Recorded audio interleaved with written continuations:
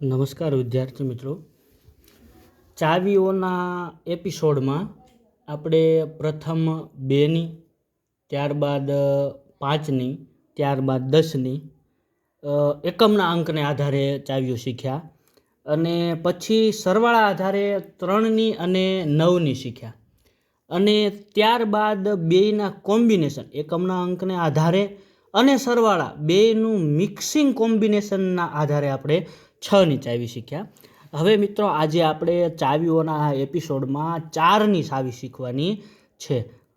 4ની ચાવી શું કહે છે કે આપેલી સંખ્યાના એકમ અને દશકના અંકોથી બનતી સંખ્યા, એકમનો અંક એટલે કે છેલ્લો અંક અને એની બાજુનો દશકનો અંક, આ એકમ અને દશકના અંકોથી બનતી સંખ્યા 4નો અવયવી હોય તો આપેલી સંખ્યાને 4 વડે નિશેષ ભાગી શકાય.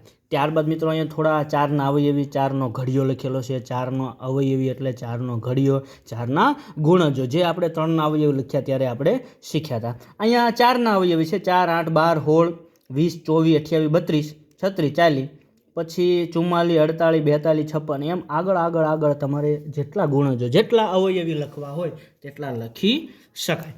હવે ઉદાહરણની વાત કરીએ કોઈ સંખ્યા લઈને, તો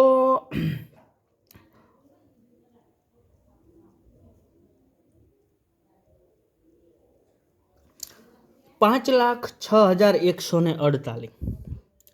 હવે આ સંખ્યાને 4 વડે નિશેષ ભાગી શકાય કે નહીં? તો 4ની ચાવી એમ કીધું છે એકમ અને દશકના અંકોથી બનતી સંખ્યા લેવાની છે. તો એકમ અને દશક આ બે અંકોથી બનતી સંખ્યા કોણ છે? તો કે 48. કોણ છે? 48. તો આ 48 રહ્યા એ 4ના અવયવીમાં છે? તો કે હા. જો 4ના અવયવીમાં આ બનતી સંખ્યા એકમ અને દશકથી બનતી સંખ્યા 4ના અવયવીમાં હોય તો 4 વડે નિશેષ ભાગી શકાય. બરોબર. જો આ અવયવી સિવાયની કોઈ સંખ્યા હોય, અવયવ સિવાયની જો કોઈ સંખ્યા હોય, બરોબર, તો તે સંખ્યાને આપણે નિશેષ ભાગી શકશું નહીં. બરોબર. અહીંયા મિત્રો 6,253 એવી સંખ્યા લખી છે અને એમાં એકમ અને દશક આ બેથી જે સંખ્યા બને છે તે છે 53. તો આ 53 જે છે તે 4ના અવયવીમાં ક્યાંય આવતા નથી. 52 પછી 53 આવવા જોઈએ. 52 થી 56 અવયવીમાં તો 56 જ આવે, પણ 53 રહ્યા એ ક્યાંય આવ્યા નહીં. તો આને 4 વડે ભાગી શકાય છે નહીં. બરોબર. હવે જો મિત્રો અહીંયા થોડું કન્ફ્યુઝ રહે છે.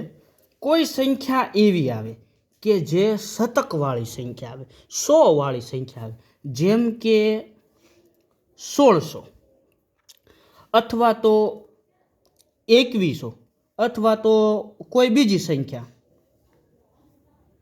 17,100.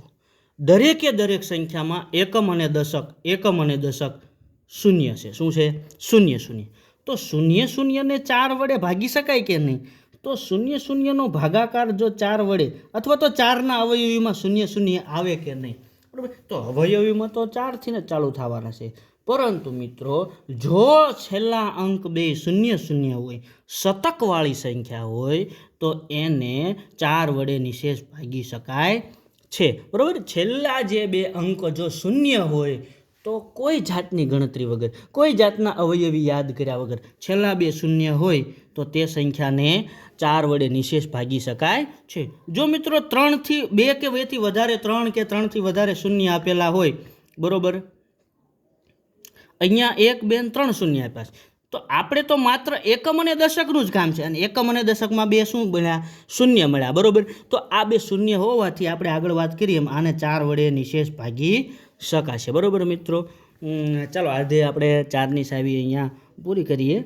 જો તમને 4ની ચાવી સમજાઈ ગઈ હોય અને તમારા મિત્રો જે ગણિત શીખવા માગે છે, બરોબર, ચાવ્યું જે શીખતા હોય, નવોદય તથા CET, જ્ઞાન સેતુ, NMMS, બરોબર, અને જ્ઞાન સાધના, આ બધાની જે તૈયારી કરતા હોય તેવા મિત્રો સાથે આ વિડીયોને શેર કરો, અમારી ચેનલને સબસ્ક્રાઈબ કરો અને આ વિડીયોને લાઈક કરો.